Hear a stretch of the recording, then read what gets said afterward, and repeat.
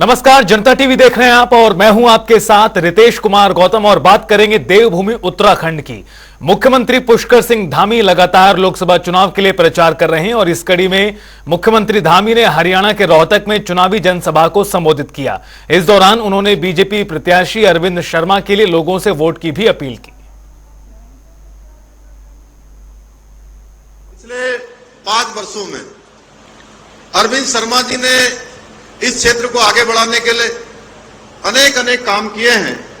अभी डॉक्टर रीता शर्मा जी ने बताया, अन्य वक्ताओं ने यहां पर बताया, और बहुत सारे काम विभिन्न जगहों पर हाईवेज का निर्माण करवाना हो, सीजीएचएस वेलनेस सेंटर मंजूर करवाना हो, अंडरपास एवं ओवरब्रिज का निर्माण हो या गांवों में सड़कों का निर्माण कार्य हो, इन्होंने हर तरह से रोहतक को बेहतर रोहतक बनाने के लिए कार्य किया है। इसके अलावा डॉक्टर अरविंद शर्मा जी ने करोड़ों रुपए की लागत वाले रेलवे से जुड़े हुए विभिन्न कार्यों को भी मंजूर करवाने का अहम कार्य किया है कि पिछले 10 वर्षों में हमारे प्रधानमंत्री मोदी जी ने इस देश के लिए, इस देश के एक व्यक्ति के लिए, एक माता बहन के लिए उन्होंने तपस्या की है, अपने जीवन को लगाया है, एक पल भी उन्होंने विश्राम नहीं किया है, लगातार सतत रूप से काम करते रहे हैं।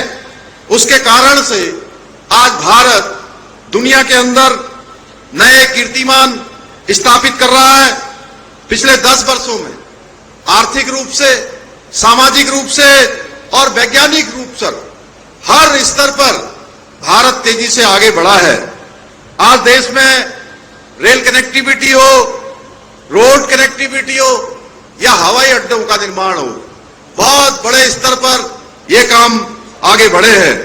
आपको यह जानकर आश्चर्य होगा कि आजादी के बाद से लेकर आज तक देश के अंदर जितने हवाई अड्डे बने हैं, उससे ज्यादा हवाई अड्डे माननीय प्रधानमंत्री मोदी जी ने पिछले 10 सालों में बना दिए हैं। भाइयों बहनों, विकसित राष्ट्र बनाने के लक्ष्य को लेकर चलते हुए आज हमारा देश विश्व के मानचित्र पर एक महाशक्ति के रूप में उभर रहा है। और ये सब जानते हैं आप, ये कैसे संभव हुआ है? जो आपके एक वोट की ताकत है, जो आपने मोदी जी को दिया, आपने कमल के फूल वाला बटन दबाया 2014 में और 2019 में, उसी का परिणाम है कि आज भारत उन अंग्रेजों को पीछे करके, जिन्होंने सैकड़ों वर्षों तक हमारे देश के अंदर हुकूमत चलाने का काम किया था, उसको पछाड़कर आज दुनिया की 11वें नंबर से 5वें नंबर की अर्थव्यवस्था भारत बन गया है मोदी जी के लिए। प्रदेश में अब 4 धाम में हो रहे वीआईपी दर्शन को लेकर सियासत गर्मा गई है। कांग्रेस महामंत्री नवीन जोशी ने कहा कि मुख्यमंत्री की ओर से खुद नियम बनाए गए कि 4 धाम में शुरुआत में वीआईपी दर्शन नहीं किए जाएंगे, लेकिन अपने नियम तोड़ते हुए वो खुद सबसे पहले वहां पहुंच गए दर्शन कर। देखिए, मुख्यमंत्री जी ने खुद नियम बनाए कि यहाँ पे वीआईपी जो दर्शन है उस पर हम रोक लगाएंगे। ये कानून भी खुद बना रहे हैं, कानून को तोड़ने का काम भी इन्होंने किया है। मुख्यमंत्री जी सबसे पहले वहां पे गए। जब वीआईपी दर्शन की व्यवस्था नहीं है तो आप कानून बना क्यों रहे? अगर आपने कानून बनाया तो आप उसको तोड़ क्यों रहे?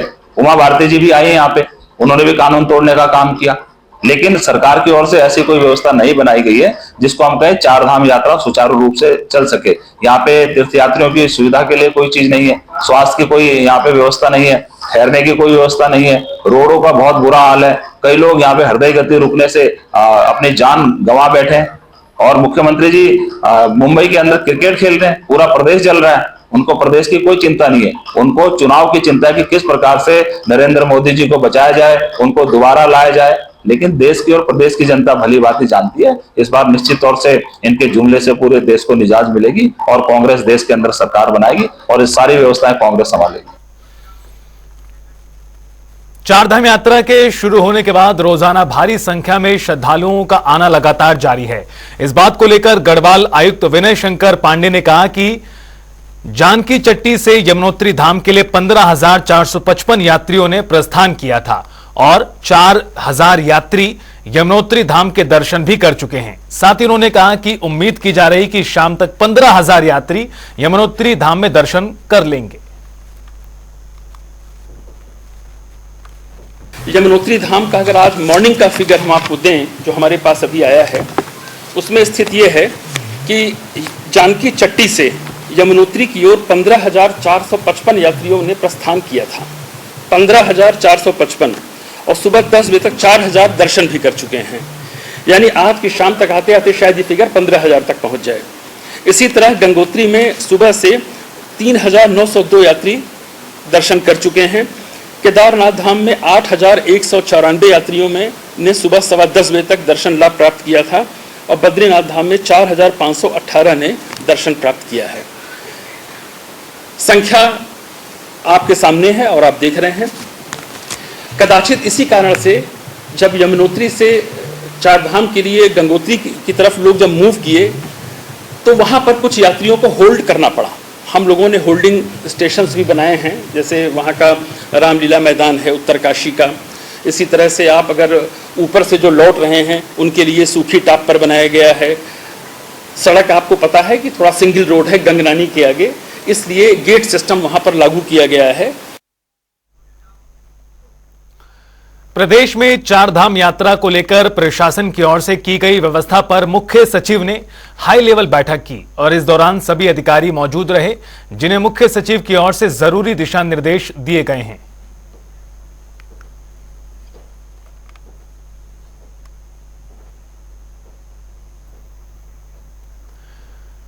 आपको बता दें कि चारधाम यात्रा को लेकर यह महत्वपूर्ण बैठक की गई है। मुख्य सचिव की ओर से हाई लेवल बैठक जो थी वो बुलाई गई जिसमें तमाम संबंधित अधिकारी भी शामिल हुए। सचिवालय में हुई इस उच्च स्तरीय बैठक में कई महत्वपूर्ण विषयों को लेकर विचार विमर्श किया गया।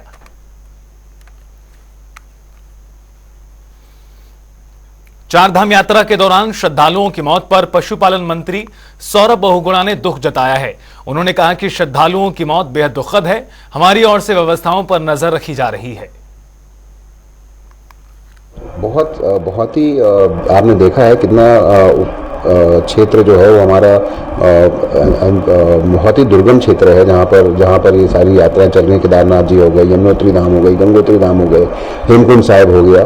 तो जो बहुत एजेड लोग हैं जो यात्रा में आ रहे हैं उनको कहीं ना कहीं हम पूरी कोशिश कर रहे हैं कि उनको हेल्थ चेकअप का हमको और एडवाइजरी भी हेल्थ विभाग की तरफ से दी गई है कि अगर आप अस्वस्थ हैं, अगर आप हाइट पे जाने में असक्षम हैं, अगर आपकी ऑक्सीजन लेवल लो है तो आप इस यात्रा को अवॉइड करिए। लेकिन लोगों की श्रद्धा इतनी है इन चारों धाम को लेके, इतनी श्रद्धा है कि वो अभी तक वो फिर भी आना पसंद कर रहे हैं। देखिए जो डेथ हुई है वो दुखद है, लेकिन कोई भी जैसे आपने बोला अभी तक 4 डेथ हुई है, 4 दिन यात्रा शुरू हुई है। लेकिन आप ये भी देखिए कि लाखों श्रद्धालु भी आए हैं, तो 27,000 लोगों का हेल्थ चेकअप कराया गया है। आज धन सिंह जी का स्टेटमेंट मैंने पढ़ा अखबार में, जिसमें उन्होंने कहा है कि 27,000 श्रद्धालुओं को हम लोग अभी तक हेल्थ चेकअप पूरा कर चुके हैं। जो लोग हेल्थ चेकअप में ठीक नहीं पाएगा उनको ब्लॉक भी किया गया है। लेकिन कहीं ना कहीं मैं ये कहना चाहता हूँ सरकार लगातार अपनी कोशिश कर रही है यात्रा को सुगम बनाने के लिए, श्रद्धालुओं के लिए, यात्रा को सुखद बनाने के लिए। और फिलहाल इस बुलेटिन में इतना ही। आप देखते रहिए जनता टीवी।